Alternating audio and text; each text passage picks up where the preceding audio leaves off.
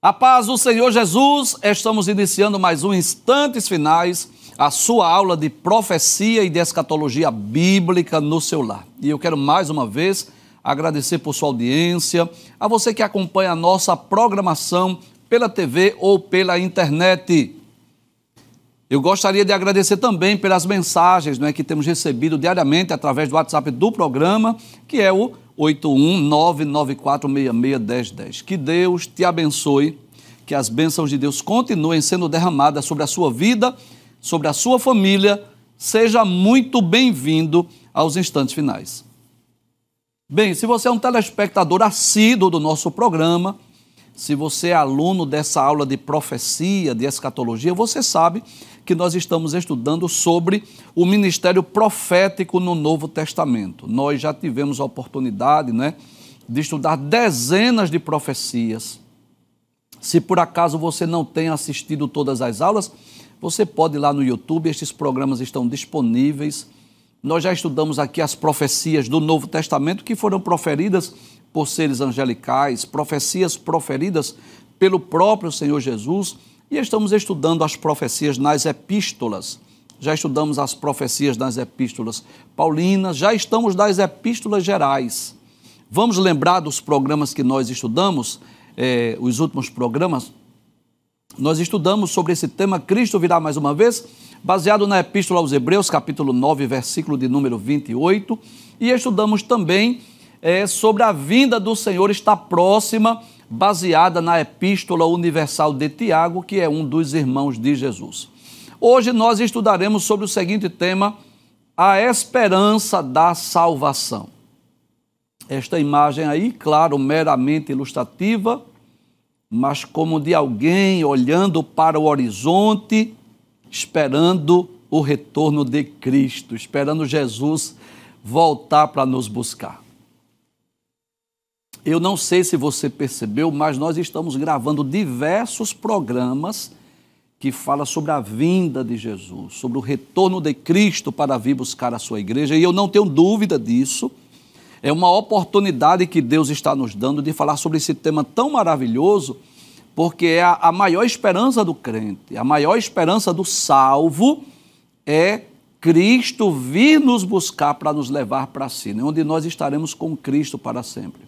E nós precisamos pregar, ensinar, falar sobre esse tema. O próprio Paulo disse que nós deveríamos consolar uns aos outros com estas palavras.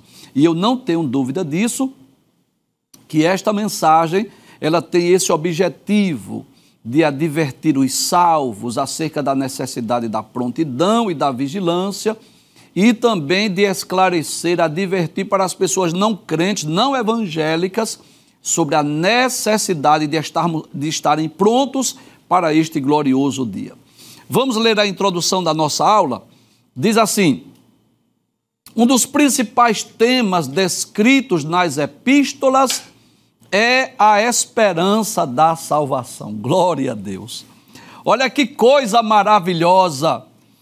Diversas vezes a Bíblia Sagrada, os apóstolos falaram sobre a esperança da salvação. Por exemplo, na carta de Paulo aos Romanos, capítulo 5, versículos 1 e 2, Paulo diz assim: sendo, pois, justificados pela fé, temos paz com Deus por nosso Senhor Jesus Cristo, pelo qual também temos entrada pela fé a esta graça, na qual estamos firmes, e nos gloriamos na esperança da glória de Deus. Olha que coisa maravilhosa.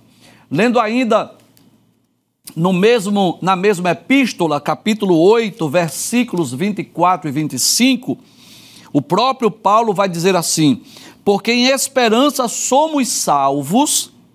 Ora, a esperança que se vê não é esperança, porque o que alguém vê, como o esperará? Mas, se esperamos o que não vemos, com paciência o esperamos. E essa é a verdade. Nós estamos esperando aquilo que nós não vemos. O céu, a nova Jerusalém, não é assim? Nós não vemos, mas temos essa esperança. Se esperamos o que não vemos, com paciência ou com perseverança, nós esperamos. ainda nesta mesma epístola, né? E aí eu posso dizer que o apóstolo Paulo falou muito acerca desse tema, glória a Deus.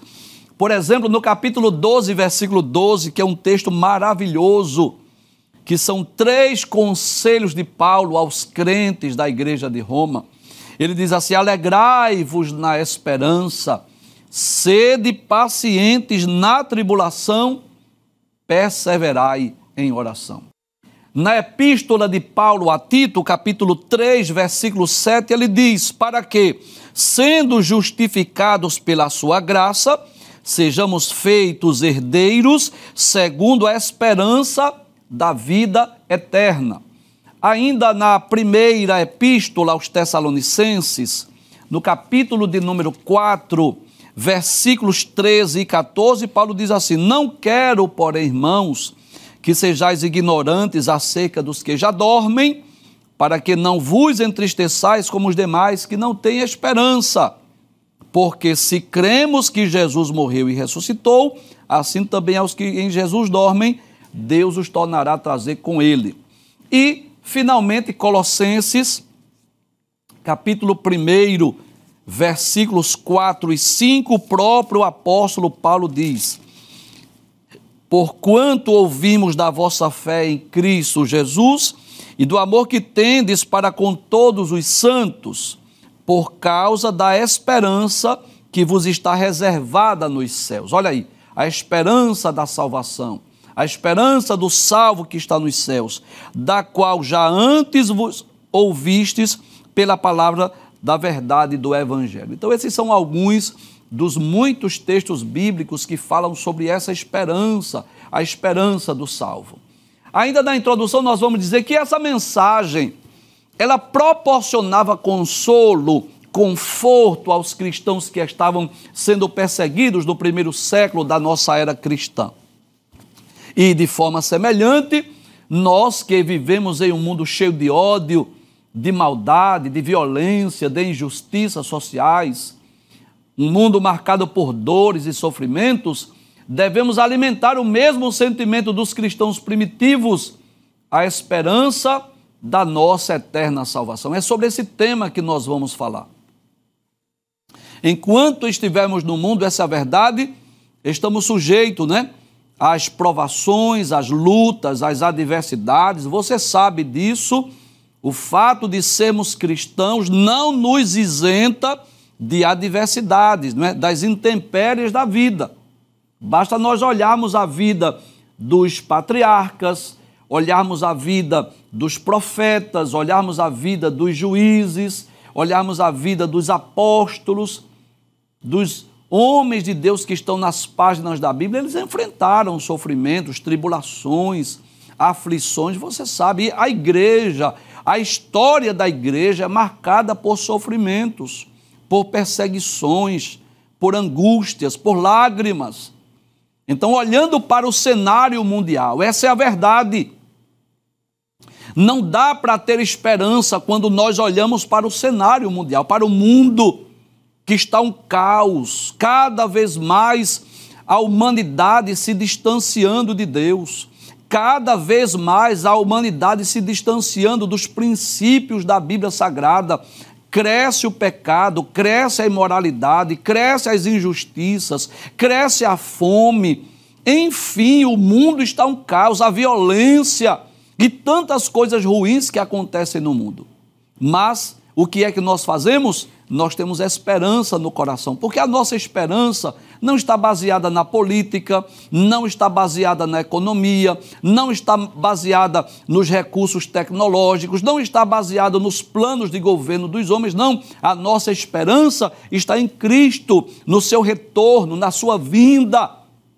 E eu posso dizer com muita tranquilidade que da mesma forma, da mesma maneira que esta palavra acerca da esperança da salvação, escrita tantas vezes pelo apóstolo Paulo em suas epístolas, para aquela igreja que estava sendo perseguida. O Espírito Santo trazia conforto, consolo ao coração dos crentes, dizendo: olha, apesar das perseguições, apesar das prisões, apesar do sofrimento que vocês estão enfrentando, eu quero falar da nossa esperança. E que esperança é essa? É a esperança da salvação. E de forma semelhante, o Espírito Santo fala conosco, dizendo: olha, você que é cristão, você que é um servo, uma serva de Deus, esteja ciente disso, que aqui no mundo não é possível ter esperança, porque o mundo está um caos. Essa é a verdade. Os homens amando mais as trevas do que a luz.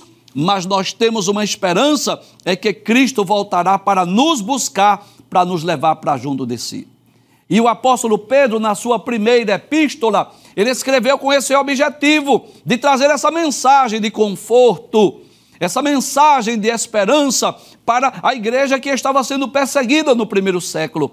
Veja o que ele vai dizer na sua primeira epístola. Quero deixar bem claro que esta é uma imagem meramente ilustrativa. Não temos com isso o objetivo de dizer que estas são as características do apóstolo Pedro, não. Mas é uma imagem meramente ilustrativa, para ilustrar, como se ele estivesse escrevendo esta carta, este livro. Aí Pedro vai dizer: bendito seja o Deus e Pai de nosso Senhor Jesus Cristo.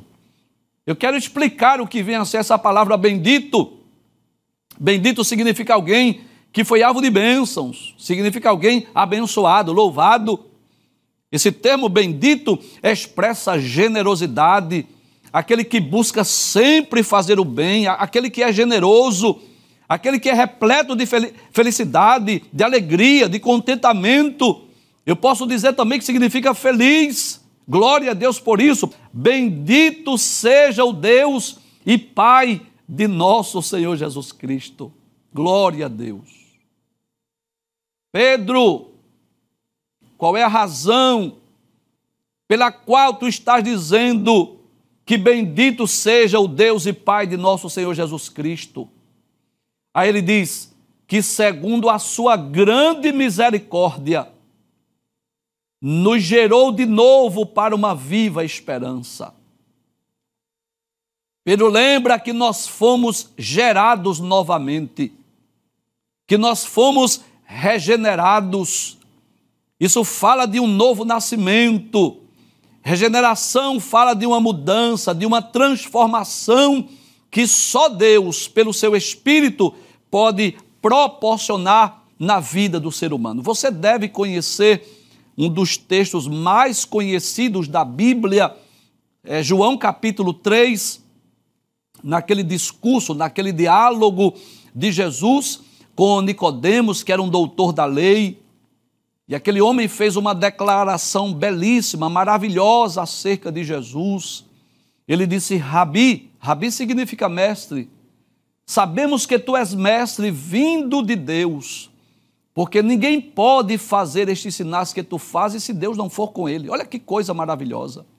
Ele reconheceu que Jesus é mestre, ele reconheceu que Jesus veio de Deus, ele reconhece que os milagres que Jesus fez só poderia fazer porque veio de Deus.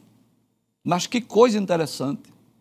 Jesus olha lá no íntimo, no coração daquele homem e fala sobre o novo nascimento, sobre a necessidade dessa regeneração, dessa mudança, dessa transformação. Inclusive, eu vou dizer que sem o novo nascimento, sem essa regeneração, ninguém pode ser salvo. Eu posso dizer que esta é uma condição sine qua non. Você sabe o que significa sine qua non? Significa sem a qual ninguém poderá ser salvo se não nasceu de novo, se não experimentou essa mudança, essa transformação. E isso são palavras de Jesus. Não pense que é o professor Givanildo que está trazendo essa doutrina, não. Estou lembrando as palavras de Jesus. Eu quero me dirigir com muito respeito aos nossos telespectadores, que ainda não são cristãos, que ainda não são evangélicos, que às vezes querem se justificar diante de Deus, dizendo assim: olha, não, mas eu também sou filho de Deus. Eu nunca matei, eu nunca roubei, não é? E, não, eu já tenho Jesus no coração. Aí eu vou lhe fazer uma pergunta. Uma pergunta que eu quero lhe fazer. Mas você nasceu de novo? Você experimentou essa miraculosa transformação que ocorre na vida de todo aquele que tem um encontro com Jesus? Porque regeneração é isso, é mudança de vida, mudança de mente, é transformação. E isso só pode ser proporcionado pela ação do Espírito. Aí eu vou dizer a você como é que o Espírito Santo age. Enquanto eu estou pregando, o Espírito Santo vai lá na mente da pessoa não crente, não regenerada, e diz assim: olha, creia nessa mensagem, creia nesse evangelho, receba Jesus como seu Salvador. Aí quando a pessoa recebe Jesus como seu Salvador, aí ele experimenta 3 grandes mudanças, 3 milagres, o tríplice milagre que ocorre na vida de todo aquele que tem um encontro com Jesus. Primeiro, ele é justificado. E justificado significa dizer que Deus declara ele justo, detalhe, como se nunca tivesse cometido pecado algum.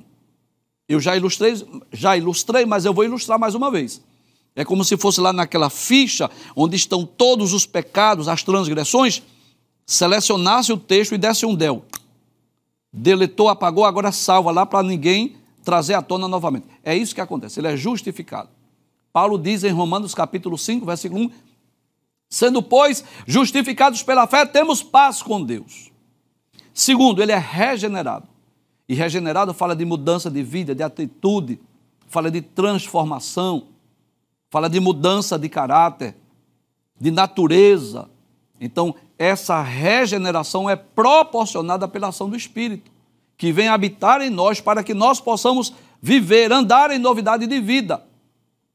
Como disse Paulo na segunda carta aos Coríntios 5:17, assim que se alguém está em Cristo, nova criatura é. As coisas velhas passaram, eis que tudo se fez novo. E em terceiro lugar, a santificação, que é tornar a pessoa santo, limpo, purificado, como se nunca tivesse cometido pecado algum. Paulo deixa isso bem claro na primeira carta aos Coríntios, capítulo 1, versículos 1 e 2. Paulo diz que os crentes de Corinto eram santos e santificados em Cristo Jesus. Esse tríplice milagre ocorre na vida de todo aquele que tem um encontro com Jesus. Ele é regenerado, justificado e santificado. Mas voltando a essa doutrina da regeneração, eu quero ler aqui em João, capítulo de número 3, e se você estiver com a sua Bíblia, é importante que você leia. Observe aí no discurso, no diálogo de Jesus com Nicodemos, capítulo de número 3, versículo 5, ele diz assim: na verdade te digo que aquele que não nascer da água e do Espírito não pode entrar no reino de Deus. Veja que é uma condição sine qua non, sem a qual ninguém pode ser salvo. No versículo 3 ele diz: na verdade te digo que aquele que não nascer de novo não pode ver o reino de Deus. Então, se não experimentou essa mudança, essa transformação, não pode ser salvo. Paulo, escrevendo a Tito, no capítulo de número 3, versículos 4 a 7, se você está com a sua Bíblia, leia aí, carta de Paulo a Tito, capítulo 3, versículos 4 a 7, Paulo vai dizer assim: mas quando apareceu a benignidade e o amor de Deus, nosso Salvador, para com os homens, então pelas obras de justiça que houvéssemos feito, mas não pelas obras de justiça que tivéssemos feito, mas segundo a sua misericórdia, nos salvou pela lavagem da regeneração e da renovação do Espírito Santo, que abundantemente ele derramou sobre nós, por Jesus Cristo, nosso Salvador. Então, observe que Jesus falou sobre a necessidade do novo nascimento. Paulo falou sobre a necessidade dessa lavagem da água, que fala de regeneração, e Pedro está bem dizendo a Deus pelo fato de ele ter nos gerado novamente. Aí diz assim: bendito seja o Deus e Pai de nosso Senhor Jesus Cristo, que, segundo a sua misericórdia, nos gerou de novo para uma viva esperança. Olha, fomos gerados para uma viva esperança. E eu já falei sobre isso, que a esperança cristã não é um mero otimismo, não. Não pense que a esperança cristã é um pensamento positivo, não. E o que é, professor? É a confiança que nós temos nas promessas de Deus. Significa esperar confiantemente o futuro que nos está preparado pelo Senhor. É crer sem duvidar que aquilo que Deus prometeu, Ele vai cumprir. Essa é a esperança do crente, essa é a esperança do salvo. Aí Pedro continua dizendo, né? Bendito seja o Deus e Pai de nosso Senhor Jesus Cristo, que, segundo a sua grande misericórdia, nos gerou de novo para uma viva esperança. Mas através de quê, Pedro? Ele diz, pela ressurreição de Jesus Cristo dentre os mortos. Glória a Deus. Só é possível essa esperança. Por quê? Porque Cristo ressuscitou.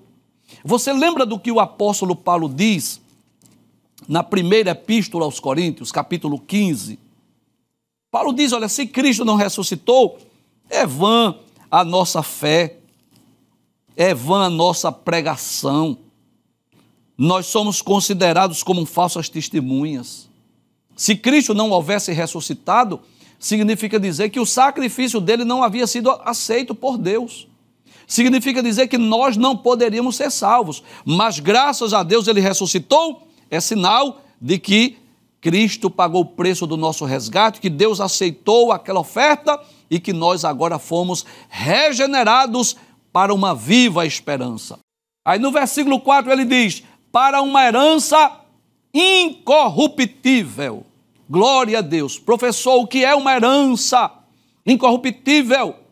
É uma herança que não se pode corromper, que não se pode ser corrompida. Você sabe disso? Às vezes Deus dá condição a algumas pessoas e essas pessoas adquirem muitos bens, grandes fortunas, quantidade de dinheiro, posses, terra. E o que acontece às vezes? É muito comum acontecer isso. A pessoa morre e deixa para os filhos, às vezes fábricas, indústrias, empresas, e muitas vezes acontece isso. Os filhos não sabem administrar, não têm as mesmas capacidades do seu pai, ou por questão de economia mesmo, enfim, termina aquela grande herança, quer seja dinheiro, quer seja posses, quer seja indústrias, fábricas, fazendas, seja lá o que for, às vezes termina perecendo. Às vezes termina os filhos gastando tudo, perdem tudo. Acontece isso. Conheço história de empresas de transporte que enquanto os pais estavam vivos, estava bem, de vento em popa. O pai morreu, pronto. Os filhos agora dividiram ali aquela empresa e acabou, se abriu falência. Acontece isso. Porque a herança da terra, ela é perecível, ela é corruptível. Alguém pode roubar, alguém pode perder, alguém pode explorar, enfim. Alguém pode perder, mas a herança que nos está guardada, ela é incorruptível. Ela não se corrompe, ela não perece, ela não perde a sua essência, ela não perde o seu valor. Veja o que Pedro diz acerca dessa herança. Ele diz para uma herança, primeiro, incorruptível, que não pode ser corrompida. O que mais, Pedro? Essa nossa herança, ela é incontaminável. Glória a Deus, não pode ser contaminada. No novo céu, na nova terra, na nova Jerusalém, não entra nada que contamine. No céu não tem pecado, no céu não tem impureza, no céu não tem nada, absolutamente nada que venha contaminar. Glória a Deus. É a Bíblia quem diz isso, lá no livro do Apocalipse, no capítulo de número 21. Olha que coisa interessante, versículo 27 diz, e não entrará nela coisa alguma que contamine e cometa abominação e mentira, mas só os que estão inscritos no livro da vida do Cordeiro. Não tem nada para contaminar. Você percebe aqui na terra, por exemplo, que tem muitas coisas que contaminam, né? A poluição, a sujeira, você sabe disso. Às vezes o descuido dos governantes. Quer que eu dê um exemplo? O Rio de Janeiro, né? Que era conhecida como uma cidade maravilhosa. Veja como está o Rio de Janeiro hoje. Contaminada com o pecado, com tanta coisa ruim. As grandes cidades, às vezes, por conta da poluição, por conta das depredações, por conta do descuido dos governantes, terminam aquelas cidades perdendo o seu valor, a sua beleza. Você sabe disso. Mas a herança do salvo, ela é incontaminável, não se pode contaminar, porque ela é celestial, ela é eterna. Mas Pedro diz que além de ser incorruptível, e além de ser incontaminável, ele diz que não se pode murchar. Glória a Deus. Aleluia. Glória a Deus. Olha, tem muitas pessoas que admiram as flores, as rosas, né? E hoje, por exemplo, quem vai casar, quem vai fazer uma festa, gasta uma fortuna com ornamentação. Não tenho nada contra, tá? Pelo amor de Deus. Isso faz parte da cultura. E aquelas rosas, aquelas flores bonitas, aquela ornamentação tão linda, não é assim? Sejamos sinceros, fica muito bonito o ambiente, não é assim? Quem vai a um casamento, por exemplo, quando chega em casa comenta, meu Deus, que ornamentação! Quem fez aquela ornamentação? Que flores tão lindas! Mas observe depois que termina o casamento, o que acontece com aquelas flores? Elas murcham, elas perdem a beleza. Mas aquilo que está reservado para nós, aquilo que Deus preparou para os salvos, além de ser incorruptível, além de ser incontaminável, não se pode murchar. Glória a Deus. Não perde a sua beleza, não perde o seu brilho, não perde a sua essência, não perde o seu valor. E onde está, Pedro, essa herança nossa, que é incorruptível, que é incontaminável, que não se pode murchar? Ele diz, guardada nos céus para vós. Glória a Jesus. Está no céu, está guardada para nós. É claro que alguns servos do Senhor que já dormiram, já estão desfrutando de algumas coisas, né? Já estão lá no paraíso, estão lá naquele lugar maravilhoso, mas é no futuro, após o arrebatamento da igreja, após a ressurreição dos justos, onde nós seremos levados aos céus, onde nós receberemos o galardão, a recompensa, a coroa no tribunal de Cristo. Depois nós iremos para a sala do banquete, para as bodas do Cordeiro, participarmos da festa de casamento, a união entre Cristo e a sua noiva, que é a igreja.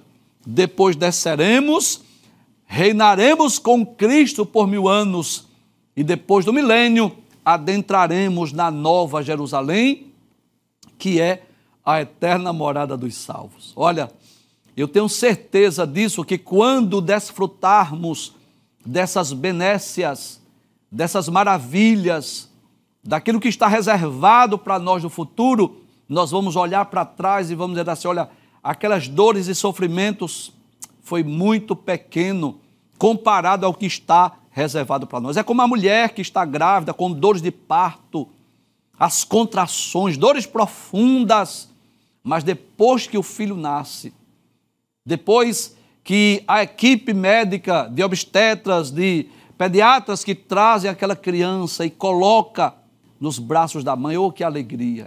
Ela até é capaz de esquecer das dores. Glória a Deus. E essa viva esperança nos faz olhar para o alto, olhar para cima, aquilo que está reservado para nós. Apocalipse, ele teve uma visão, ele viu 7 castiçais de ouro, e no meio dos 7 castiçais ele viu Jesus, o Cristo ressurreto. Glória a Deus. Que aparece para ele, diz que ele escrevesse as 7 cartas, capítulos 2 e 3. João escreve as 7 cartas às igrejas da Ásia, né? Éfeso, Esmirna, Pérgamo, Tiatira, Sardes, Filadélfia e Laodiceia. E no capítulo 4, João viu uma porta aberta no céu. Ele ouviu uma voz que dizia assim, subi cá. E ele subiu. Eu creio que foi um arrebatamento de espírito. Acredito que o corpo dele ficou em Patmos, mas em espírito ele foi levado e ele viu lá o trono da majestade divina. Glória a Deus. Capítulo 4 do Apocalipse. Ele viu 24 tronos ao redor do trono de Deus. Ele viu o Cordeiro. Ele viu os 7 Espíritos de Deus.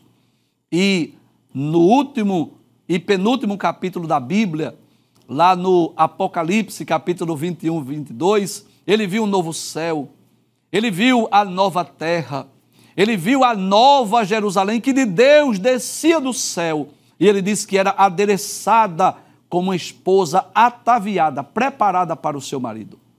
E eu costumo sempre dizer que muitas das visões que João teve, nós não veremos, nós não teremos oportunidade de ver. Por exemplo, aquelas visões das catástrofes, dos anjos derramando selos, os anjos tocando trombeta, aquilo a gente não vai ver. Mas nós teremos a oportunidade, sim, de vermos as maravilhas que estão reservadas para nós. Hoje nós não podemos ver, nós não podemos contemplar, é pela fé que nós cremos.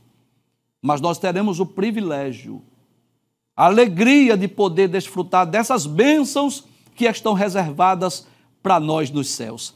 Aí ele vai dizer assim: para uma herança incorruptível, incontaminável, que não se pode murchar, onde, Pedro? Guardada nos céus para vós.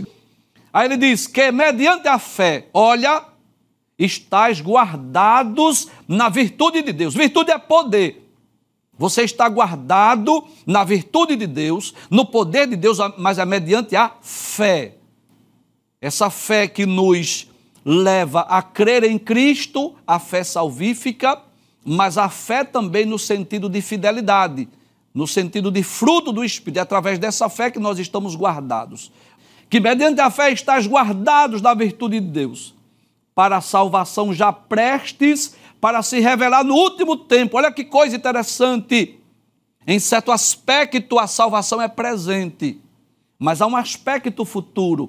Pedro fala de uma salvação que vai se revelar no último tempo, ou seja, quando Cristo vier nos buscar, quando Jesus nos levar para si. Aí ele diz, em que vós grandemente vos alegrais. Olha que realidade Pedro diz para nós.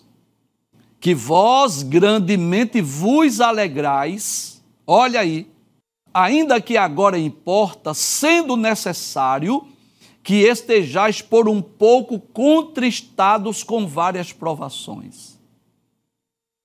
Pedro está dizendo, é necessário passar por provações. É necessário passar por lutas. Vocês têm que suportar essa luta, essa prova, essa adversidade. Faz parte da vida cristã. Porque nós não sofremos por sofrer, não. Deus aproveita, se utiliza do sofrimento para nos moldar, para nos preparar, para nos capacitar. Lembra de Jesus? O próprio Jesus, que era um homem perfeito, foi para o deserto. O próprio Jesus, que era um homem perfeito, foi conduzido pelo Espírito ao deserto. E eu e você, que somos fracos, e eu e você, que somos falhos, é claro que nós precisamos passar pelos desertos da vida. Vai olhar a história dos grandes homens de Deus. As dificuldades, os problemas, as tribulações que tiveram que enfrentar, faz parte da vida cristã, as provações. E Pedro deixa isso bem claro, para que ninguém visse a provação como uma coisa. Tem pessoa que vê demônio em tudo, né? Não, se você está pobre, é demônio. Ah, você está doente, é demônio. Tem gente que vê demônio em tudo. Nem tudo é demônio. Nem tudo é Satanás. Às vezes são provas. Às vezes são lutas permitidas por Deus. Nem sempre é ação de Satanás, não. Esses triunfalistas aí que vê demônio em tudo, a pessoa basta adoecer. Não, os próprios homens de Deus adoeceram. Timóteo adoeceu. E muitos outros companheiros de Paulo. Então, a enfermidade faz parte, as dores, as lutas, os sofrimentos. Nem tudo é demônio, não. Tem coisas que são provações de Deus. Agora, claro, Deus vai nos dar o discernimento. Nós vamos pedir a Deus discernimento para entender o que é consequência de um erro que nós cometemos, o que é uma provação de Deus ou o que é uma tentação de Satanás. Porque as três coisas são possíveis. Mas eu torno a dizer que nem tudo é demônio. Em que vós grandemente vos alegrais, ainda que agora importa, olha, sendo necessário. Não é opcional, não. Sendo necessário que estejais por um pouco contristados com várias provações. É necessário, a provação faz parte da vida cristã. para nos amadurecer, para aperfeiçoar o nosso caráter, para nos dar mais experiência, intimidade com Deus, faz parte da vida cristã. Aí ele diz assim, para quê? Para quê, Pedro? É necessário que estejamos contristados, provados. Ele diz, para que a prova da vossa fé, muito mais preciosa do que o ouro que perece e é provado pelo fogo, se ache em louvor e honra e glória na revelação de Jesus Cristo. Olha que coisa interessante. Isso é uma prova da nossa fé, que é mais precioso do que o ouro. Ela se acha em louvor e honra e glória na revelação de Jesus Cristo. Então o que Jesus quer de nós é isso. Em vez de reclamar, de murmurar, de se maldizer, não é? Às vezes o crente diz assim, eu sou um azarado, eu nasci para sofrer. Pelo amor de Deus, não diga isso não. Você é templo e morada do Espírito Santo, você foi comprado pelo sangue de Jesus. Crente não pode estar murmurando, nem se maldizendo, não. Suporte a provação, as lágrimas, a dor, o sofrimento, peça a Deus graça, misericórdia, porque nem sempre Deus nos livra da provação. Paulo tinha um espinho na carne e Paulo orou 3 vezes, o Senhor disse assim, a minha graça te basta. Então guarde o que eu vou lhe dizer, quando Deus não livra o crente da prova, Ele dá graça para suportar. Então peça a Deus graça para suportar, para esperar o tempo oportuno de Deus agir. Mas você não deve murmurar, não deve reclamar, não deve se maldizer, não deve dizer que é um azarado, que nasceu para sofrer, porque senão a prova aumenta. Senão Deus não atende. Observe quando os hebreus estavam com dificuldade. E o povo murmurava, Deus não agia.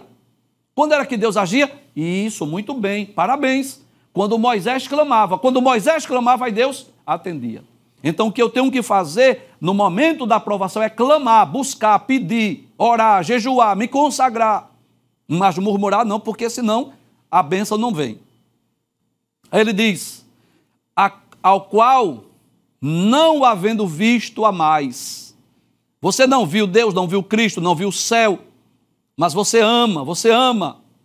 Aí ele diz, no qual não o vendo agora, eu não estou vendo Deus, eu não estou vendo Cristo, eu não estou vendo o céu, mas crendo, vos alegrais com gozo inefável. Professor, o que é um gozo inefável? É um gozo que não se pode explicar, não tem palavra para dizer, um gozo inefável e glorioso, alcançando o fim da vossa fé. E o que é, Pedro?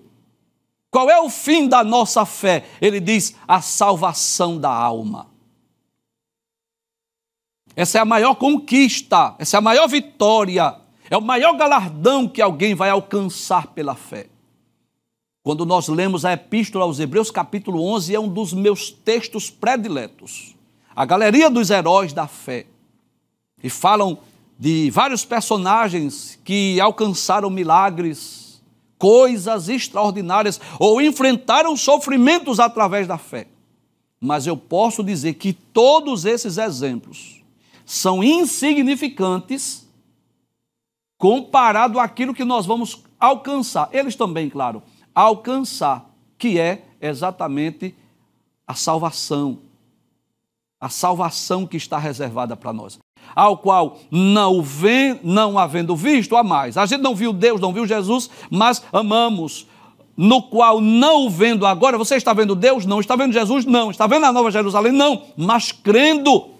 E essa fé nos alegra com gozo, um gozo indescritível, inefável, glorioso, alcançando o fim da vossa fé. O que é? A salvação da alma. Que Deus nos ajude para que nós possamos, mesmo em meio às lutas, mesmo em meio às provações, mesmo em meio às adversidades, mesmo em meio às perseguições, mas nós possamos alimentar essa esperança. Qual esperança, professor? A esperança da salvação, daquilo que está reservado para nós no céu, incorruptível, incontaminável, que não se pode murchar, as bênçãos reservadas para os salvos no futuro.